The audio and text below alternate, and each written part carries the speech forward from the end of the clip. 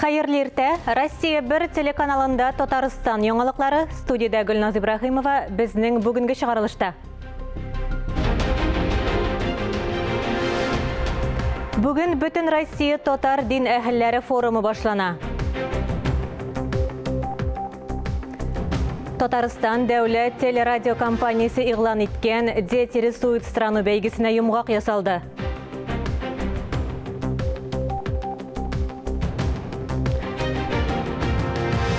Сабан туйы, хезмәт туйы, ярдәм мәчете ишек алдында балалар сабан туйы үткәрелде.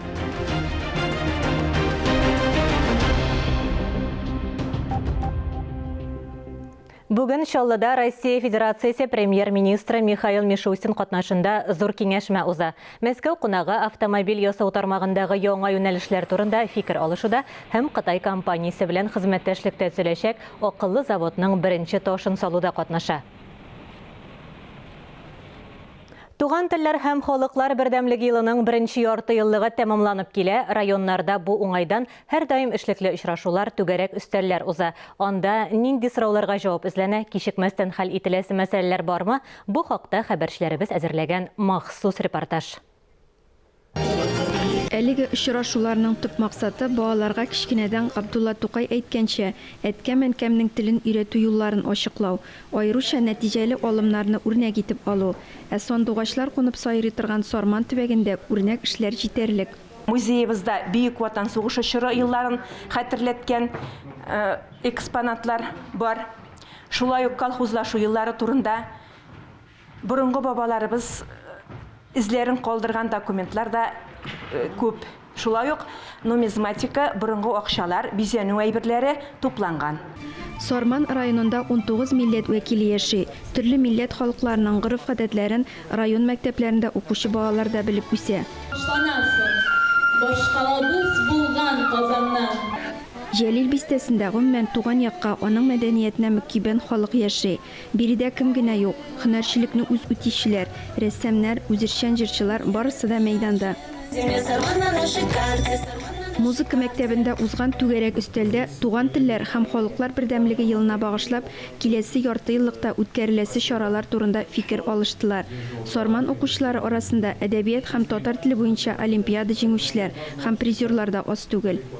Районда мәктәпкәчә белем бирү программасын тормышка ашыручы 22 белем бирү учреждениесе һәм 11 мәктәпкәчә төркемнәрдә 1479 бала тәрбияләнә.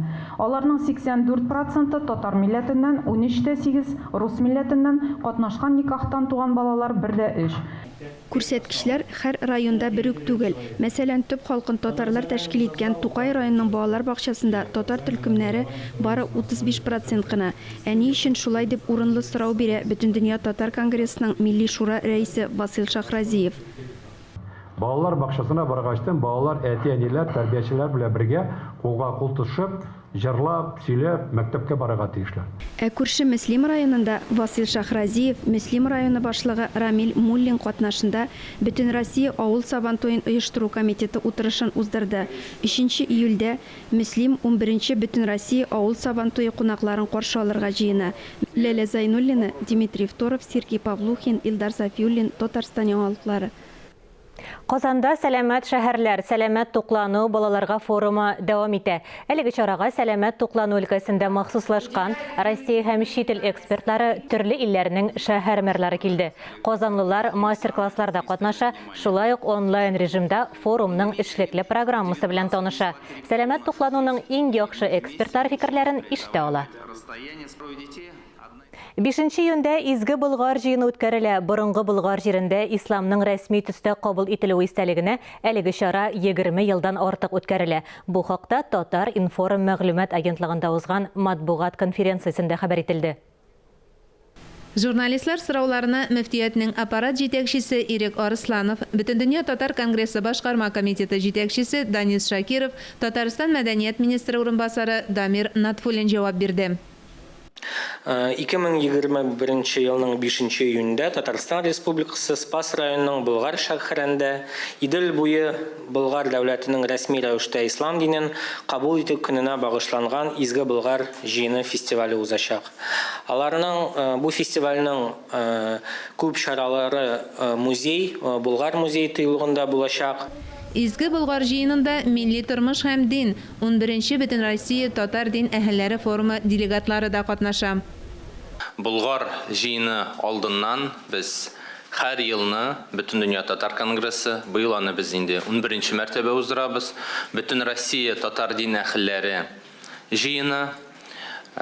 Без Болгар җыены белән әлеге форумны һәр вакыт бергә үреп алып барабыз. Беренчедән менә 3-4 көннәрендә безнең татарның мәркәзе булган Казанда 72 төбәктән, Россия Федерациясының 72 төбәгеннән 1200 делегат катнашуы көтелә. Мөфтиятның аппарат җитәкчесе Ирек Арысланов изге Болгар җыенының көн тәртибе белән дә таныштырды. Сәгать 8-ләрдән безнең башланачак инде әлбәттә Коръән уку белән, шуңа күрә мөнәҗәтләр белән башланачак. Төп сәхнәләрдә сәхнә дибәт атыйбыз инде памятный знак янында. Шул мәсьәлә шулай үзгәрешсез кала торган була.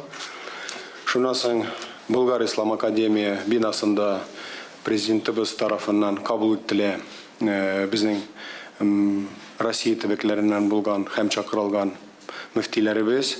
Шулай ук шунда Мәскәүдән килгән кунакларыбыз һәм иң беренче җыелыш буларак инде 2нче елга була торган 1100 исламны кабул итүгә 1100 елгына багышланган чараларның үткәрү мәсьәләләре турында.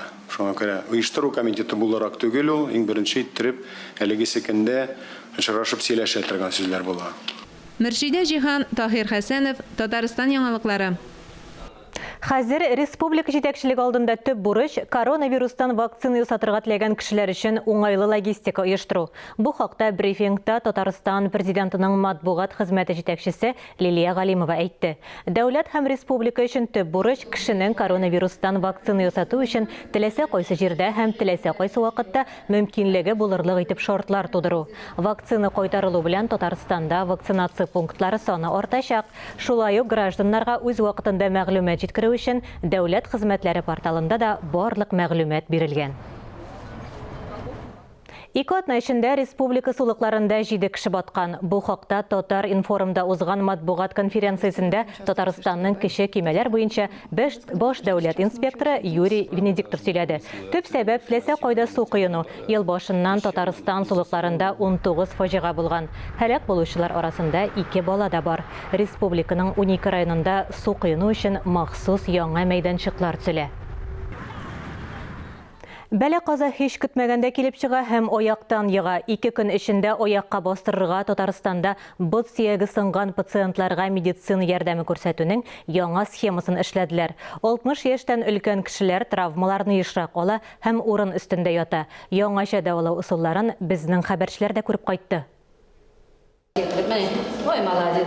86 яшендә булуга карамастан, Рәйхана Мөхәммәтҗанова урындыкка сикереп тәмен ала. Ә бер атналык кенә ул үзен гомерлеккә инвалид калам дип уйлаган иде. Күптән түгел ул егылып бот сөяген сындырган. Әле ярый балалар вакытында хастаханәгә озата. Рәйхан апа операциядән соң 5нче көнне аякка баса. Минең яшендә ул операциясыз безнең бик озак урын өстендә яткан булыр иде. Без булай операциядән соң 3нче көнне безгә утырып торырга рөхсәт иттеләр. 5нче көндә әкренне әби үз аягына торып басты. Әкренне инде култык таягы белән без йөрергә өйрәндек. Хәзер Аллаһка шөкер әби.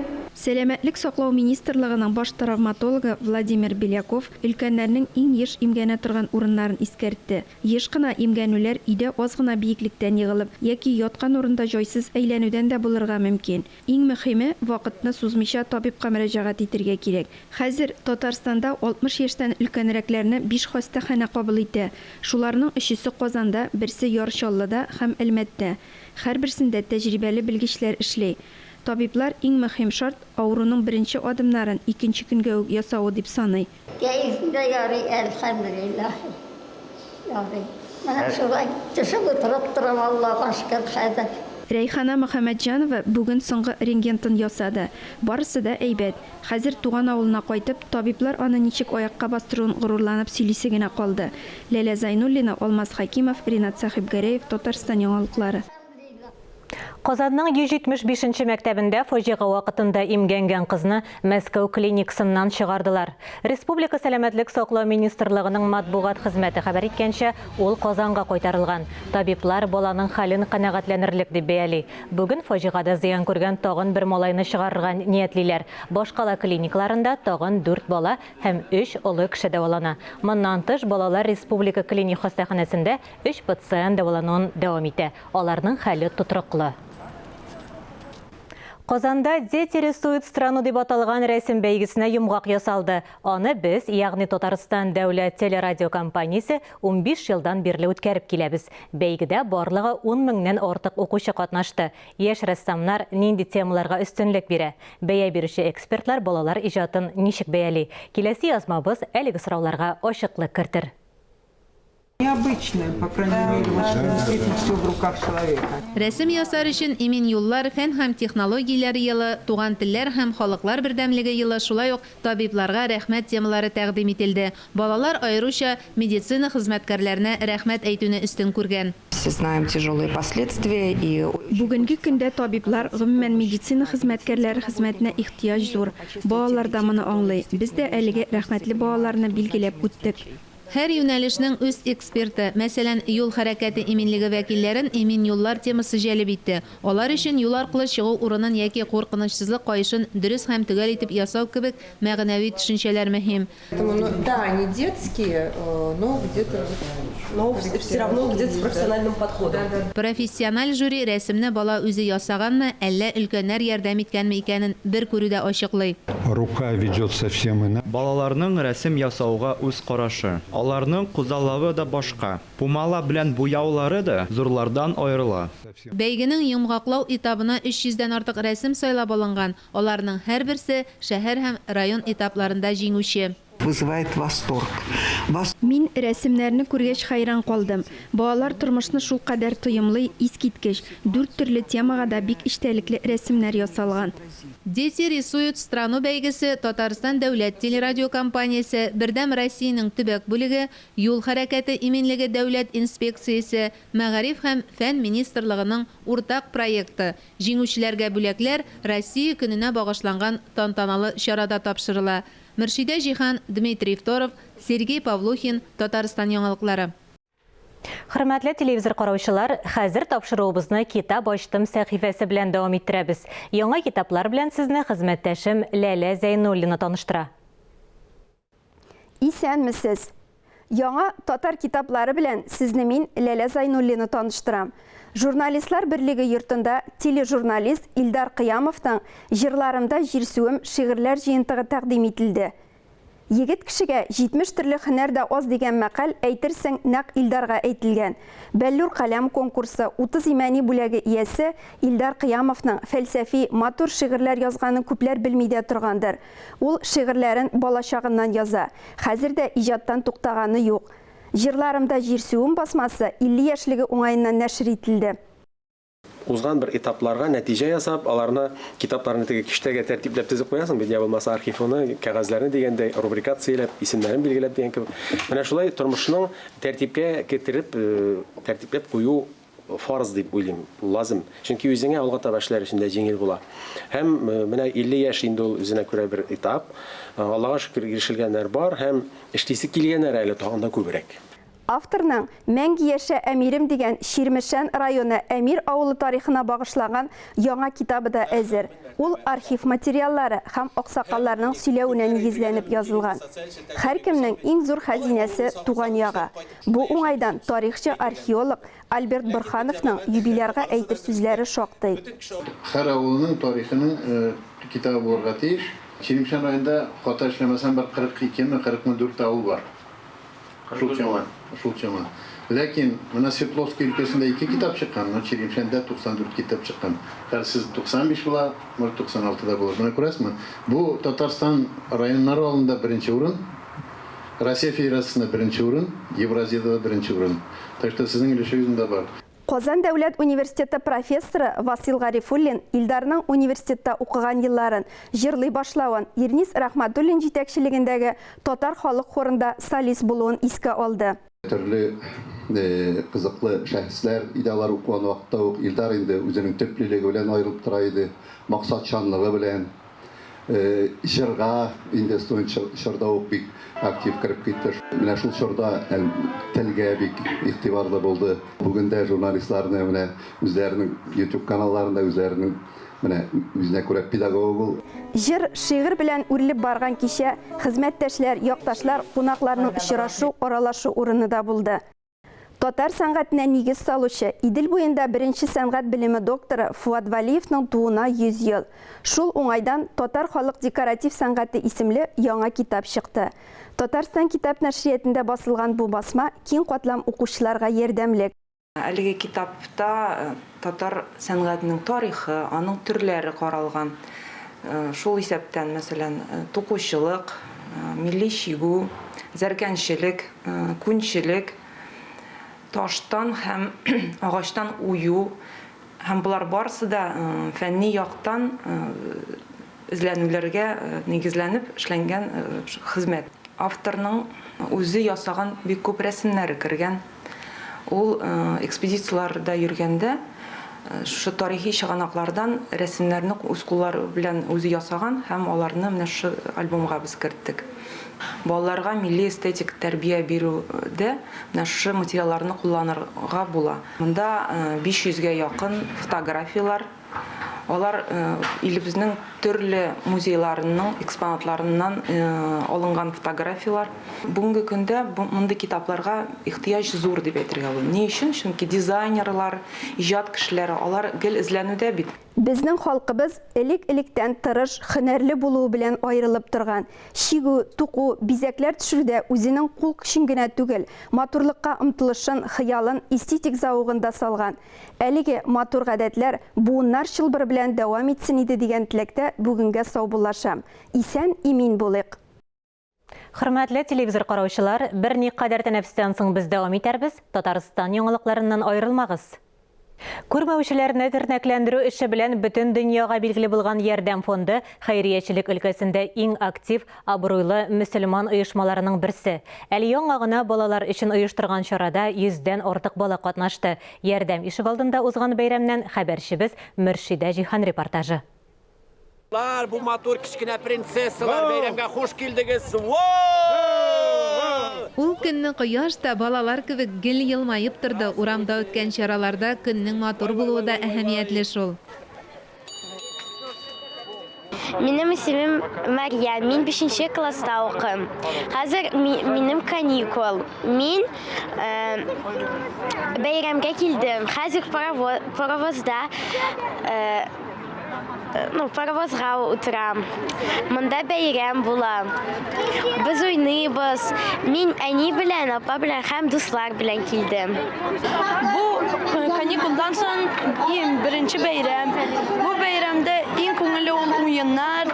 Бу уеннарда үземнең кешелегемне устап карыйм үземне. Бик күп кеше килгән балалар күбрәк. Балалар уйныйлар, рәхәтләнәләр. Аларга бик яхшы. Бәйрәм башланганчы ук балалар үз күңеленә хуш килгән шөгыль тапты. Без монда паровозда йөрибез, аннары уйнар уйныйбыз. Менә бик яхшы. Хәзер мин бер сүрәне сөйләйм, Ихлас сүрәсе.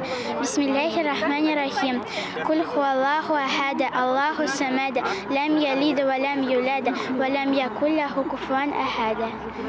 Кемдер паровозда җилдерә, кемдер остаханәләрдә шөгыльләнеп күңел ача.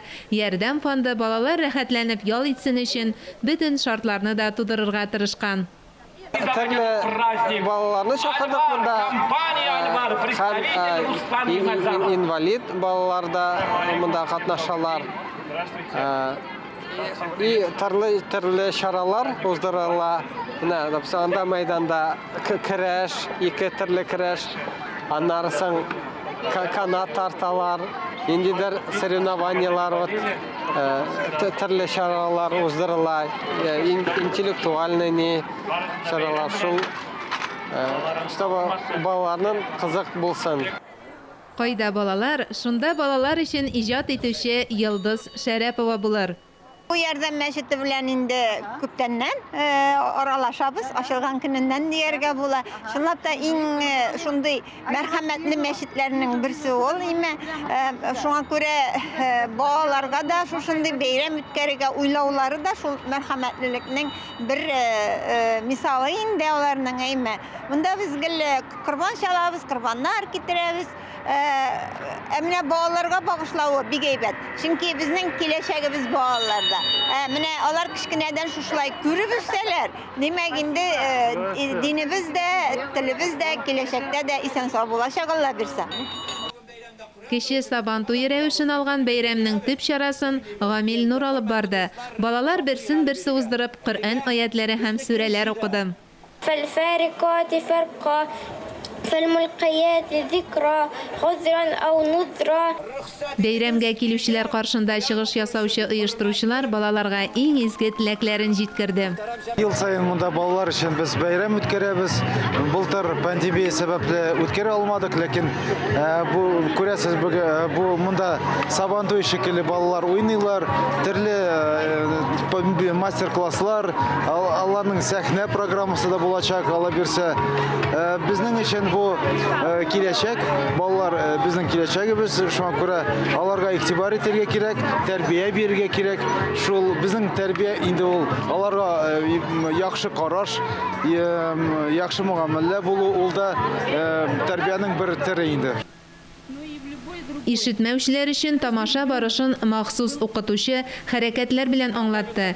Ярдәм дәвалау укыту тернәкләндерү үзәге директоры Мәликә Гыйлметдинова тарафыннан тәрбиягә алынган сәламәтлеге шикле балалар да бәйрәмдә үзләрен бик яхшы хис итте. Балаларның шат авазларын, бәхетле йөзләрен күреп куанган әти-әниләр оештыручыларга бик рәхмәтле.